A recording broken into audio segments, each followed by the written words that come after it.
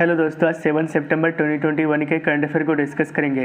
तो आज का पहला क्वेश्चन है, कोर्बेवैक्स कोविड-19 वैक्सीन निम्नलिखित में से किसके द्वारा डेवलप किया गया है? तो इसका ऑप्शन डी बायोलॉजिकल ई के द्वारा।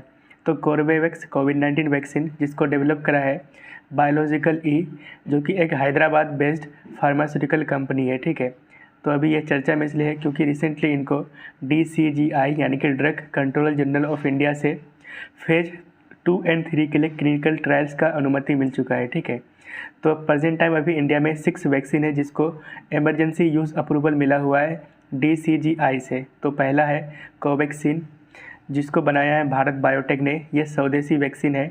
दूसरा है कोविशील्ड जिसको बनाया है एस्ट्राजेनेका एंड ऑक्सफोर्ड यूनिवर्सिटी ने मिलकर, और इसको मैन्युफैक्चर कर रहा है इंडिया में सीरम इंस्टीट्यूट ऑफ इंडिया जो कि पुणे में स्थित है। तीसरा है स्पुतनिक 5 जो कि रसिया का वैक्सीन है।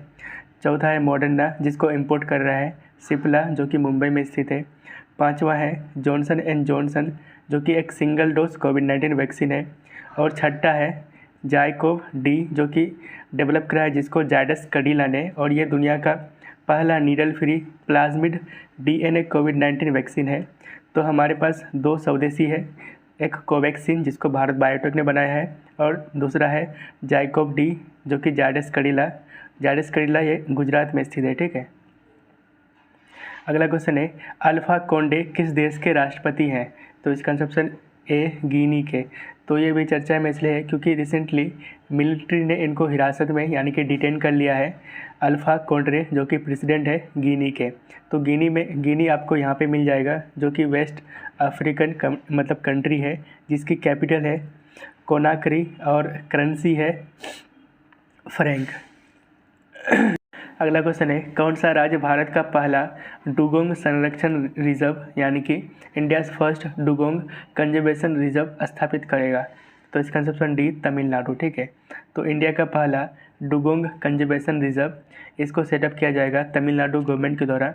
कहाँ पे सेटअप करेंगे? तो पाक बे में। ठीक है, तो डुगोंग के बारे में जान लेते हैं। ये एक हर्बीवोरस यानी कि शाकाहारी मरीन मैमल है जिसको हम सी काव के नाम से जानते हैं। ये शाकाहारी है तो इसलिए आप याद रख सकते हैं जिसको जाना जाता है सी काव के नाम से।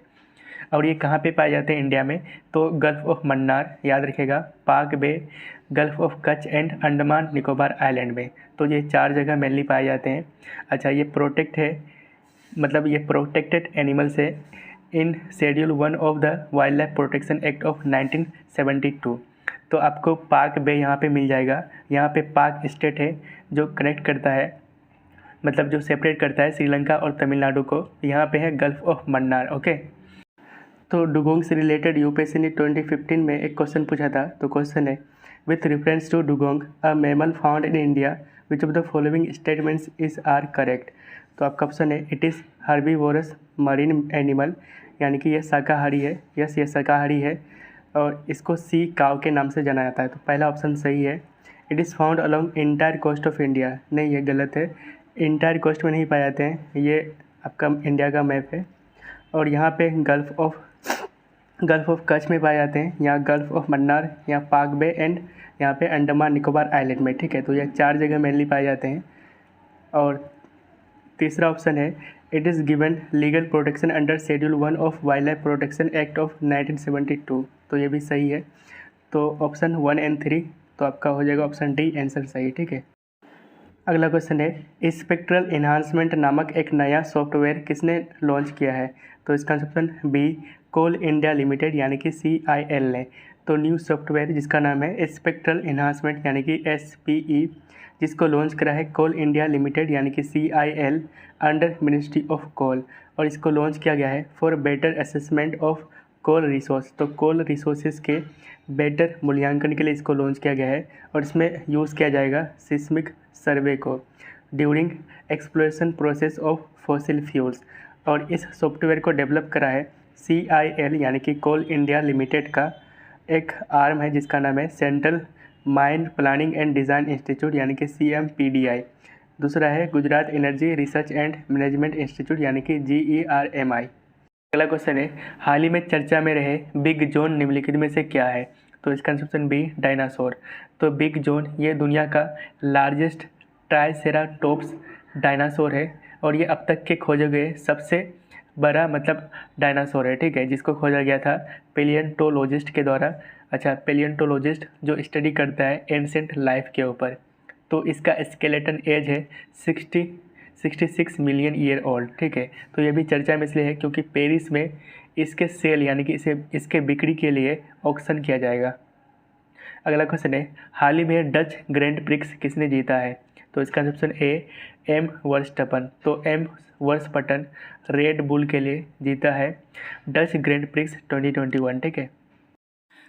अगला क्वेश्चन है, हाल ही में चर्चा में रहे इंस्पायर सेट 1 क्यूब सेट निम्नलिखित में से क्या है? तो इसका ऑप्शन सी, ये एक सैटेलाइट है। तो इंस्पायर सेट 1 क्यूब सेट जिसको डेवलप किया गया है under International Satellite Program in Research and Education यानी कि इंस्पायर। और ये एक स्मॉल सैटेलाइट है जिसका वजन 10 किलोग्राम से भी कम है, ठीक है।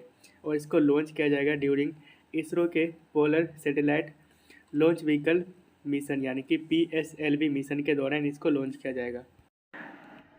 अगला क्वेश्चन है, हाल ही में किस राज्य में जूनोटिक निपा वायरस से एक 12 साल की लड़की की मौत हो गई है? तो इसका ऑप्शन ए केरला में। तो निपा वायरस, इसके बारे में जान लेते हैं। ये एक जूनोटिक वायरस है यानी कि ये एनिमल से फैलता है, ठीक है, जिसका साइंटिफिक नेम है निपा वायरस, ठीक है। और इसका पहला आउटब्रेक मतलब ह्यूमन में डिटेक्ट किया गया था कहाँ पे? तो मलेशिया में 1998 में और सिंगापुर में 1999 में। और इसका नाम रखा गया है मलेशिया के एक विलेज के नाम के ऊपर, ठीक है। तो इंडिया में पहली बार वेस्ट बंगाल में इसको डिटेक्ट किया गया था। कब किया गया था? 2001 में एंड 2007 में। उसके बाद मतलब दूसरी बार केरला में इसको मतलब डिटेक्ट किया गया था 2018 में, ठीक है।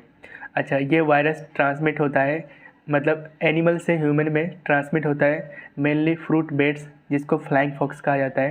तो फ्रूट बेट से एंड पिग यानी कि सुअर से मतलब ये इंसानों तक फैल सकता है। तो फ्रूट बेट्स इसका नेचुरल रिजर्वॉयर है, ठीक है।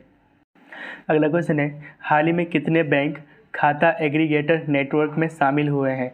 तो इसका ऑप्शन सी 8 बैंक। तो रिसेंटली 8 मेजर बैंक जिन्होंने ज्वाइन करा है अकाउंट एग्रीगेटर नेटवर्क को।